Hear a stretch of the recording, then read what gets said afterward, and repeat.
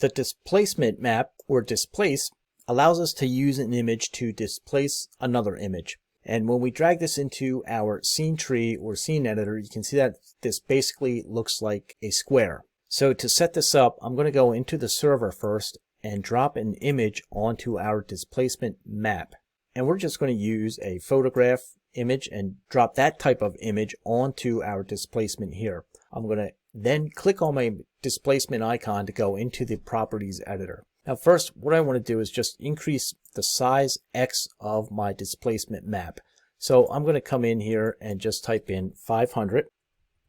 And then same thing for our Y size. I'm going to make an adjustment there and just type in 250. Now I just want to go back and increase the size of my image here within this displacement map. So I'm just going to increase the scaling here, jump back into my displacement here. So I adjusted the X size and the Y size just to scale this up a little bit to see what is going on here. And when we are in the displacement map properties, what you do notice is this little empty box area, and whenever you see that, it's waiting for an image. So I'm going to go ahead, come over to my server and look for a black and white displacement map type image to drop in there. So I'm just going to use this reflection here and I'm going to drag that up into my image, and you can see when we did that how it changed the image a little bit. So essentially what's happening here is that this black and white image is displacing the image on our container.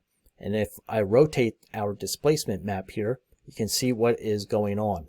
So if I come back into the displacement map, and if we adjust our texture X offset, you can see how this image is being displaced by the black and white image on the X-axis. Now we also can do this on the Y-axis as well, and there's also a width, so we can adjust the width percentage along with the width percentage on the Y. Now below that we have a patch mode, so we can have it to triangle strip or optimize quads, and there's also an option below that for inverse, set to normal by default.